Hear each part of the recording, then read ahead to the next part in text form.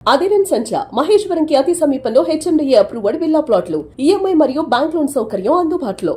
HIV AIDS మరోసారి విజృంభిస్తోందా?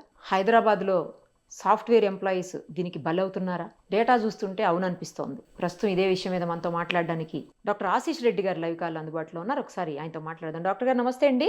నమస్కారం madam.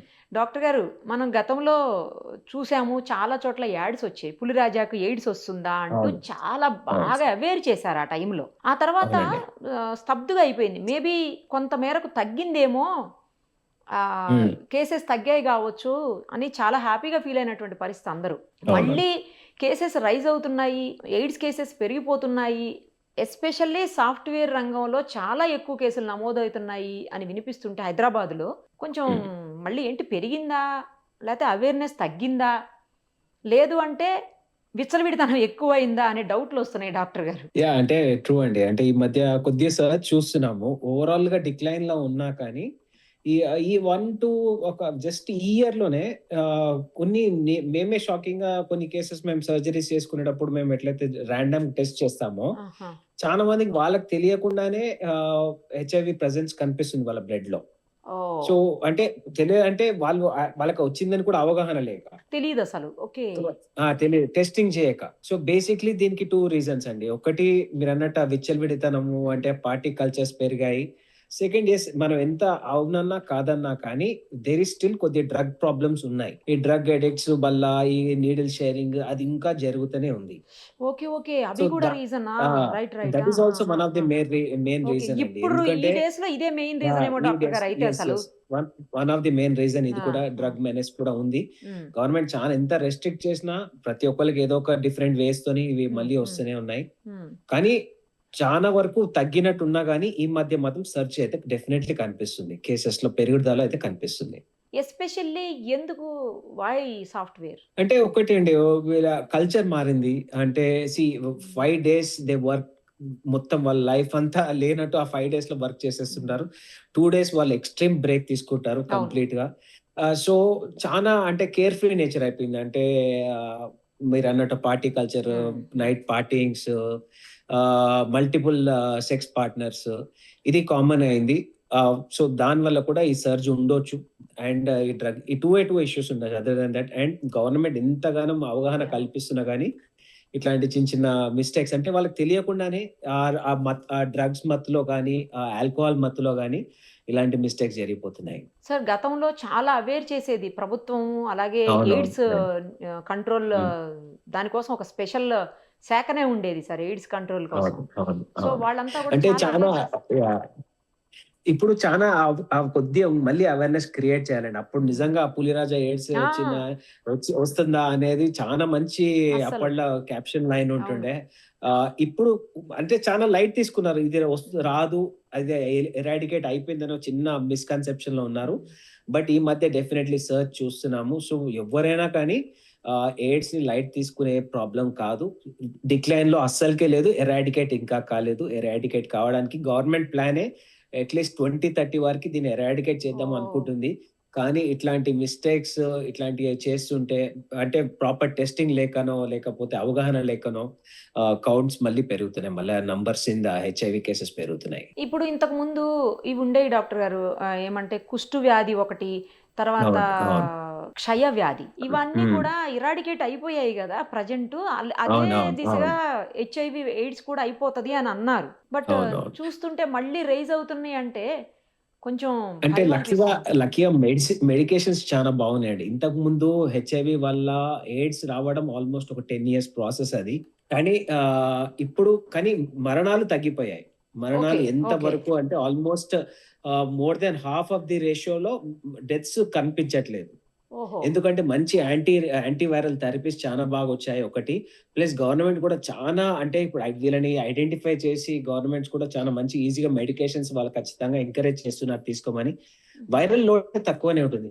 కానీ the problem here is new cases వస్తున్నాయి. ఓ, న్యూ గవర్నమెంట్ కేసెస్. ఎంత ఓల్డ్ కేసెస్ ని కంట్రోల్ చేద్దామని అనుకుంటుంది, వైరల్ లోడ్ ని తగ్గించడానికి అన్ని మెడికేషన్స్ ఇస్తున్నా, న్యూ కేసెస్ వల్లనే ఈ మేజర్ ఇష్యూస్ వస్తున్నాయి.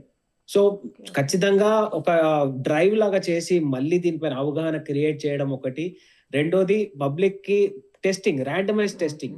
ర్యాండమైజ్ టెస్టింగ్ ఎవరైనా ఈ జోన్ లో ఉన్న వాళ్ళు అంటే అగైన్ ఎనీ యంగ్స్టర్స్ లో ర్యాండమ్ గా అన్ని టెస్ట్ చేస్తే ఒకవేళ ఏమైనా ఉంటే కూడా చాలా ఈజీ ఎర్లీ స్టేజెస్ ఆఫ్ హెచ్ఐవిలో కానీ ఎటువంటి వైరల్ ఇన్ఫెక్షన్స్ లో కానీ treatments are simple. Anti retroviral therapies ఉంటాయి, లాంగ్ టర్మ్ యూజ్ చేస్తే సెటిల్ అయిపోతుంది.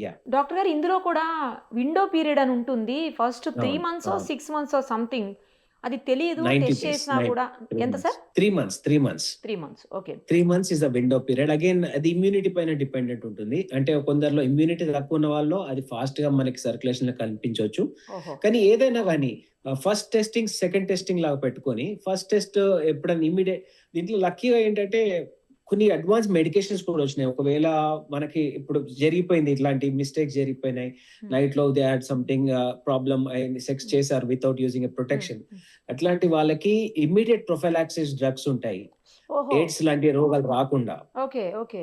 అంటే immediately- ఆ మెడిసిన్ తీసుకుంటే ఇంకా అటాక్ అవ్వదా? అటాక్ అయ్యే ఛాన్సెస్ మోస్ట్లీ ఛాన్సెస్ చాలా తక్కువ అయిపోతాయి. మరి ఈ విషయం ఇప్పుడు అయినా మాకు- కనీసం అవగాహన కల్పిస్తే బెటర్ ఏమో డాక్టర్ గారు జనాలకి. మళ్ళీ మళ్ళీ విచ్చలవిడితనం మీరు అన్నట్టు అది పెరిగిపోతుంది. అది- గవర్నమెంట్స్ కూడా ఎంకరేజ్ చేయవు ఒకటి.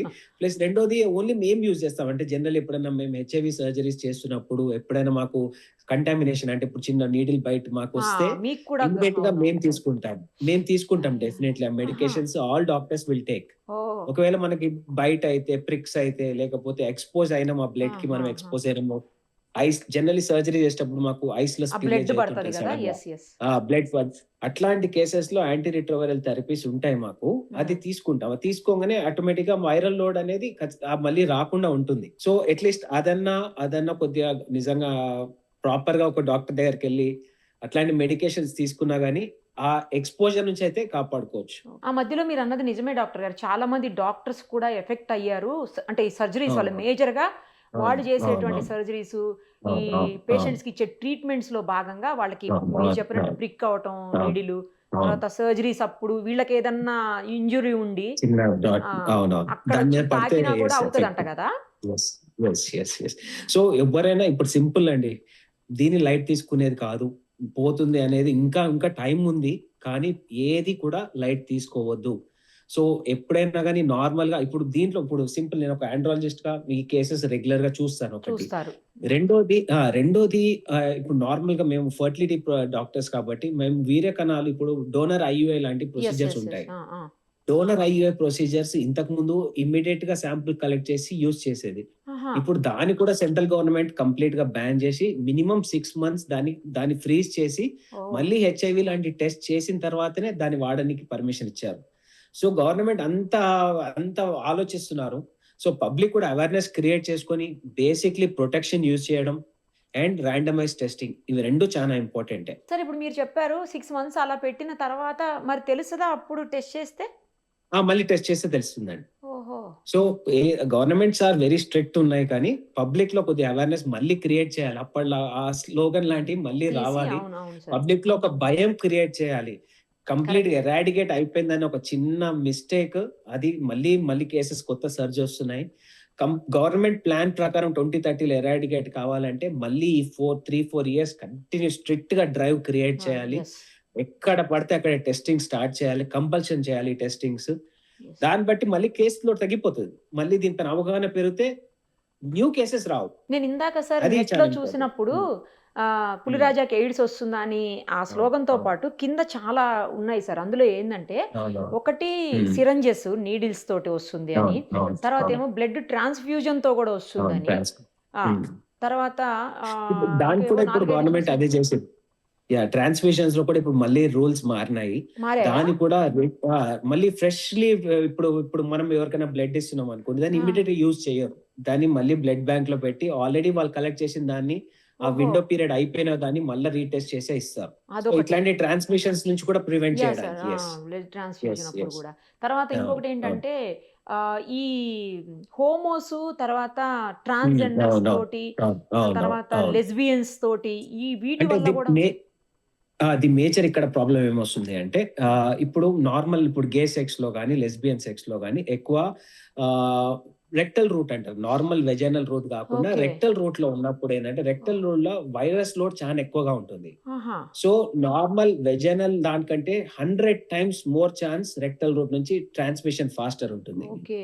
సో ఎనీ టైం ఇప్పుడు ఏనల్ సెక్స్ చేసే వాళ్ళు హైయెస్ట్ ఇన్సిడెన్స్ ఆఫ్ హెచ్ఐవిస్ ఉంటాయి. ఓకే. సో డెఫినెట్లీ అదే చెప్తున్నా, అవగాహన గవర్నమెంట్స్ మళ్ళీ దీనిపైన ఒక డ్రైవ్ క్రియేట్ చేసి చాలా వరకు ఎడ్యుకేట్ చేస్తే ఇది కంప్లీట్ గా గవర్నమెంట్ ప్లాన్ ప్రకారం 2030లో ఎరాడికేట్ చేసుకోవచ్చు. కానీ 3-4 years వెరీ స్ట్రిక్ట్ గా దీన్ని చెయ్యాలి. కంట్రోల్ కరెక్టే చేయాలి. సార్. చెయ్యాలి. మళ్ళీ ఆ స్లోగన్ లాంటివి ఏవో తీసుకొచ్చి మీరన్నట్లు 100% అవును. అలా చేస్తేనే మళ్ళీ అవేర్‌నెస్ బాగా చెయ్యాలి ఇప్పుడిక. అవును, మొన్నే definitely, అయిపోయినట్టుంది సార్. December 1కి ఎయిడ్స్ డే ఫస్ట్ అంట కదా! వరల్డ్ వరల్డ్ ఇప్పుడు ఎయిడ్స్ డే. మనకే ఎందుకు సార్ ఇన్ని కేసెస్? మిగతా ఎక్కడ అవ్వట్లేదు. మనకే ఎందుకు అయితున్నాయి ఇక్కడే? అంటే దీంట్లో 2 రీజన్స్ అండి. ఒకటి టెస్టింగ్ పెంచడం వల్ల కూడా మనకి కేసెస్ ఎక్కువనే తెలుస్తుంది ఒకటి. ఓహ్! అది కూడా రీజన్ ఏమో అయితే. Plus that is also one of the reason okay. ఒకటి. Okay. Again globalization. Global. We are in the very strong global ఏరియాలో ఉన్నాము. బాగా పార్టీ కల్చర్ ఎక్కువైపోయింది. అంటే ఈ హుకప్స్ అనేది నార్మల్ అంటే చాలా ర్యాండమ్ గా నేను నా దగ్గర వచ్చే పేషెంట్స్ అడుగుతుంటాను అసలు ఎట్లా ఎలా అవుతుంది వచ్చింది అని. డిడ్ యు ఎవర్ నీడ్ అంటే దట్ మీ లైఫ్ స్టైల్ ఏంటి అని అడిగితే ఆటోమేటిక్ గా తెలిసిపోద్దేమో కదా సార్ మీకు? అంటే వాళ్ళని అడుగుతాను. నేను అడుగుతా అసలు ఎట్లా వచ్చింది అనుకుంటున్నా అంటే మన పార్టీకి వెళ్ళాను, ఒక డ్రింక్ చేసినాను. I met a girl there. అంటే then we had intercourse అని చెప్తారు. నేను అడుగుతా అసలు ఈ అమ్మాయి తెలుసా మీకు అని. తెలియదు సార్ అని. ఒక హాఫ్ అన్ అవర్ పరిచయంలో మీరు అంత పెద్ద డిసిషన్ తీసుకున్నప్పుడు కొద్దిగా కేర్ఫుల్ గా ఉండాలి. చాలా ఇంపార్టెంట్. అంటే ఇదే నేను రోజు చూస్తున్నా కాబట్టి నాకు ఇది స్ట్రెస్ అనిపిస్తుంది చాలా. సో అదే చెప్తాను, ఒకటి మంచి అవగాహన క్రియేట్ చేయాలి ఖచ్చితంగా. ఈ అప్పట్లో పబ్లిక్ టాయిలెట్స్ లలో, బస్ స్టాండ్స్ లలో ఈ కాండమ్స్ ని చాలా ఈజీగా అవైలబుల్ చేస్తుండే. ఓకే. ఇప్పుడు దాన్ని కూడా ఇంకా ఇంక్రీజ్ చేసి పబ్లిక్ లో ఈజీగా అవేర్నెస్ ఈజీగా దొరికేటట్టుగా చేస్తే వీళ్ళు ఆ సిగ్గుతోని చాలా మంది తీసుకోరు. మెడికల్ షాప్ లకు వెళ్ళి ఈ కాండం చేయాలని వాళ్ళు కొనాలన్న ఒక రకమైన దీంట్లో లక్కీగా ఇప్పుడు చాలా ఆన్లైన్స్ లో కూడా మంచిగా వచ్చినాయి. They can buy it. Definitely వాళ్ళు కాండమ్స్ లాంటి యూజ్ చేస్తే safety definitely chances of transmission తగ్గిపోతుంది. సరే ఈ హుక్కా ఉంటుంది కదా, హుక్కా అవును, అది అది తీసుకోవటం వల్ల కూడా స్ప్రెడ్ అవుతుందా సార్? దానికి ఇంపాసిబుల్. సలైవా నుంచి ఒకరి సలైవా నుంచి ఇంకో సలైవా చాలా రేర్ ట్రాన్స్మిషన్. అది కూడా అవుతుంది అయితే. రేర్ అంటే అసలైతే అవుతుంది. అంటే ఇప్పుడు నార్మల్ సలైవాలో ట్రాన్స్మిషన్ ఎక్కడ కూడా సైంటిఫిక్ గా ప్రూవ్ కాలే. ఓకే. అంటే ఎప్పుడైనా మనకి ర్యాండమైజ్ స్టడీస్ ఉండాలి. అంటే ఇట్లా ఇప్పుడు సలైవా పాస్ చేసినప్పుడు అంటే కిస్ చేసినప్పుడు హెచ్ఐవి లాంటి ఎయిడ్స్ ట్రాన్స్మిట్ అయినట్టు ర్యాండమైజ్ కేసెస్ లేవు. ఓకే. ఓకే. కానీ ఇది అదొక చిన్న మిత్ ఉంది. అన్నట్లు నాకు గుర్తు సార్, సెలైవా తోటి హుక్కాలు సెలైవానే కదా మరి. వెరీ అదే చెప్తున్నా, ఎక్కడ కూడా సైంటిఫికల్లీ దాన్ని ప్రూవ్ చేయలే. ఎస్ అంటే కేసెస్ వచ్చి ఉండొచ్చు కానీ దాన్ని ప్రూవ్ చేయలేకపోయినా. అంటే ఇప్పుడు మినిమం ఏదైనా మనం సెన్సెస్ లోకి తీసుకురావాలంటే ఆర్సిటీస్ ఉంటాయి, రాండమైజ్ కంట్రోల్ ట్రయల్స్ ఉంటాయి. ఈ ఆర్సిటీస్ లాంటి ఉంటే అప్పుడు మనం దానిపైన అవగాహన వస్తుంది. టెస్టింగ్ కూడా ఇప్పుడు అన్ని చోట్ల అందుబాటులో ఉన్నట్టు ఉంది డాక్టర్ గారు మీరు అన్నట్లు. ఇప్పుడు అన్ని చోట్ల ఇంకోటి అండ్ ఇంకా చాలా ఎక్కువ చేయాలి. మీరు అన్నట్టు అవగాహన ఖచ్చితంగా గవర్నమెంట్ అయితే అవేర్నెస్ యూత్ లో ముఖ్యంగా యూత్ లో భయపెట్టియాలి, కలిపియాలి. అవేర్నెస్ కంటే భయం తెప్పియాలి. కరెక్ట్. అప్పుడు మాత్రమే అది డెఫినెట్లీ హెల్ప్ అవుతుందండి. అప్పట్లో సార్ ఆ న్యూస్లు స్ప్రెడ్ అయిన టైంలో ఎక్కువైపోతానని విపరీతంగా ఈ పులిరాజా ఎయిడ్స్ ఇవన్నీ వచ్చినప్పుడు లారీ డ్రైవర్స్ లో ఎక్కువ అవుతున్నాయి చాలా. అంటే వాళ్ళు మొత్తం ట్రావెల్ చేస్తారు, నేషనల్ హైవేస్ మొత్తం వాళ్ళల్లో ఎక్కువ కేసులు ఉండేవి. తర్వాత ఏమో ట్రాన్స్జెండర్స్ లో ఎక్కువ కేసెస్, నెక్స్ట్ ఈ హోమోస్ లో ఎక్కువ కేసెస్ ఉండేవి. ఇప్పుడు చూస్తే అసలు విచిత్రంగా సాఫ్ట్వేర్ అనేసరికి అసలు ఏం అర్థం కాదు. అంటే వాళ్ళకి అవగాహన లేక చదువుకొని వాళ్ళ ఎక్కువ వచ్చేది ఇది వరకు అనే ఒక ఇది ఉండేది. ఇప్పుడు అలా కాకుండా అయిపోయింది కదా, అర్థం కాల అసలు. నేను చెప్పిన కదండి, సడన్ గా ఫిట్ ఆఫ్ రేజ్ లాగా నార్మల్ గా అంటారు, ఫిట్ ఆఫ్ రేజ్ లాగా లేకపోతే fit of spur of the moment అంటారు కదా.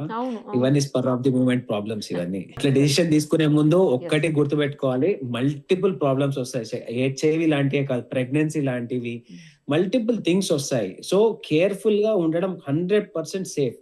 ప్రతి పర్సన్, మీకు తెలియని పర్సన్ కి ఏదో ఒక ప్రాబ్లం ఉందని అనుకోండి, యూస్ ప్రొటెక్షన్. వాళ్ళు ఎంత లావిష్ గా అనిపించినా, ఎంత పాష్ గా అనిపించినా, కరెక్ట్. మేము ఈ మధ్య రెగ్యులర్ సర్చ్ చూస్తున్నాం. Safety first, safety first. Correct. Thank you sir, thank you so much. ఇప్పుడైనా గవర్నమెంట్ పూర్తి స్థాయిలో అవగాహన కల్పిస్తుందని చెప్పి ఆశిద్దాం. Thank you.